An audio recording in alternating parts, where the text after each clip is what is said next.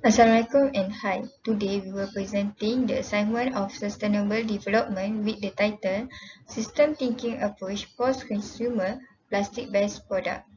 Our lecturer is Madam Noor and Madam Umi Hayati. We are from for BMMW 12. So this is our group members, SOFEA ANISSA, me, Noor ADILAH, Noor NADIRAH and Noor HIDAYAH. Next, introduction to plastic. First, rigid.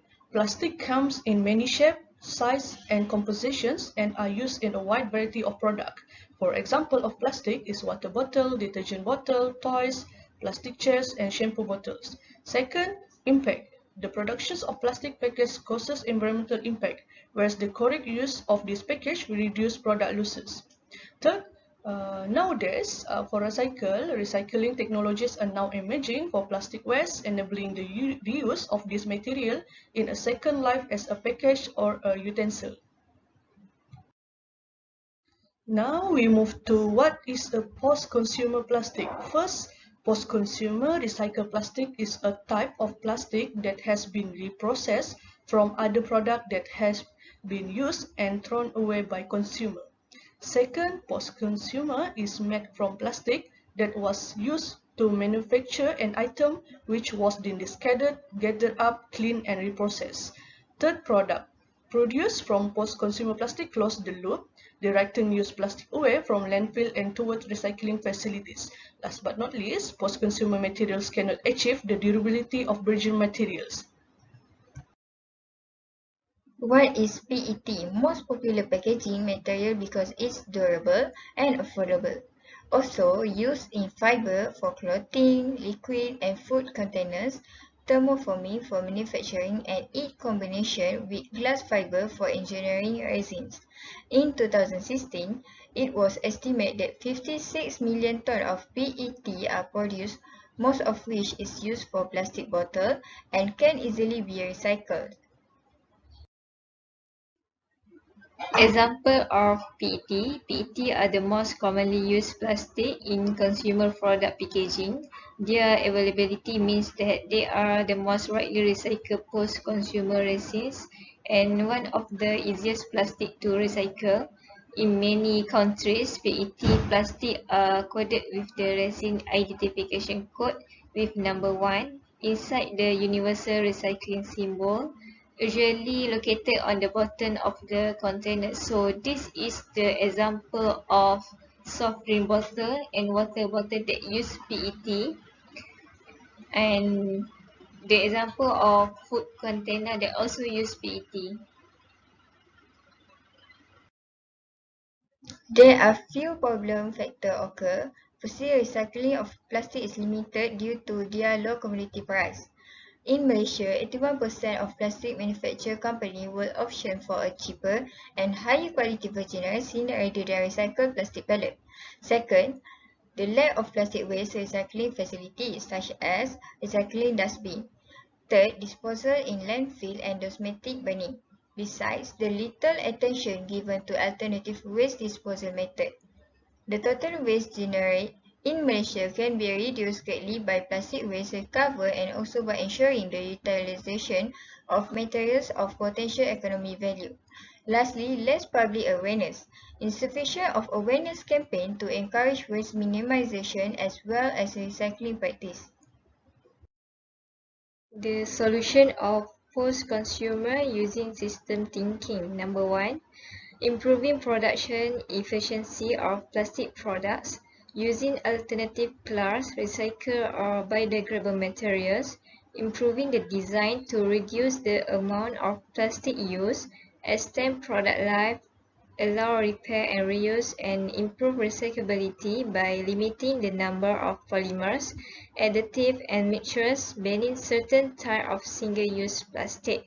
Number 2, reducing the consumption of plastic, avoiding unnecessary packaging, which means double packaging or choosing eco-friendlier alternatives, increasing awareness on environmental impacts of consumer choice through formal, which is in school or informal news cleanups. Education is a long-term strategy to reduce the consumption of plastic. Number 3, improving the disposal of waste.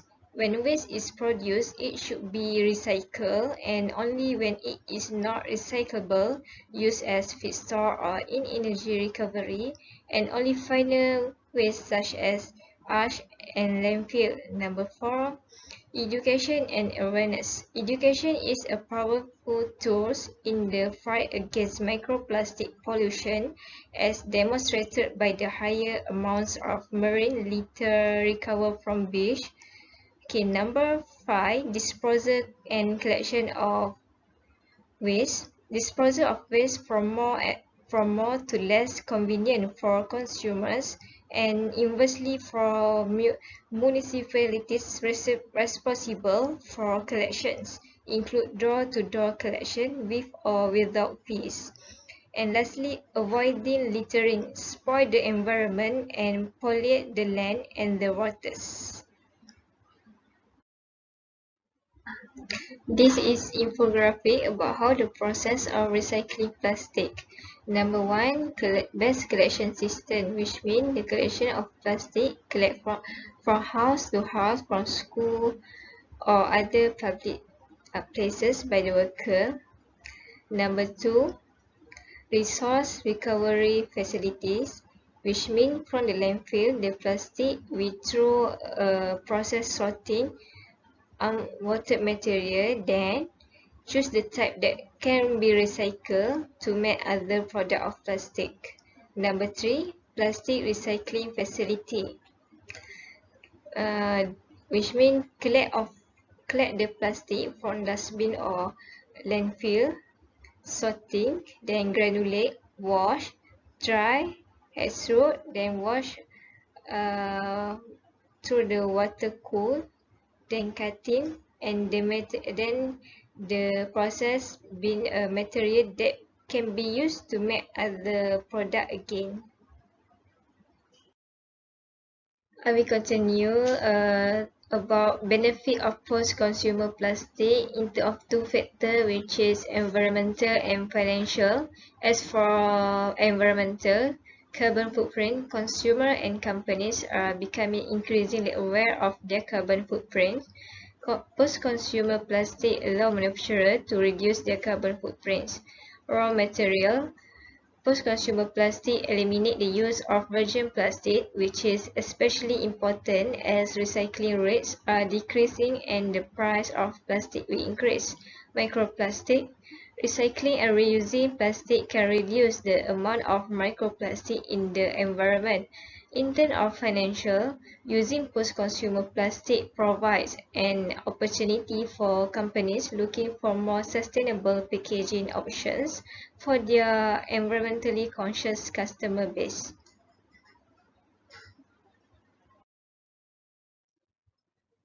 Use of PET bottles. PET bottles are also repurposed for various use, including for use in school projects, such as make a plant pot, and for use in a solar water disinfection in developing nations, in which empty PET bottles are filled with water and left in the sun to allow disinfection by ultraviolet radiation. PET also useful for this purpose because many other materials, including window glass that are transparent to visible light, are opaque to ultraviolet radiation. A novel use is as a building material in third world countries. According to the online source, the bottles in a labor-intensive process are filled with sand, then stacked and either muddy or cold cement together to form a wall. Some of the bottles can be filled instead of air or water to emit light into the structure. Next, I will talk about the review on national policies in Malaysia. So, Malaysia's environment and resource management is guided by the National Policy on the Environmental, which is NEP, which was launched on October 2, 2002. The goal of the policy is to promote economic, social, and cultural progress through an environmentally sound and sustainable development.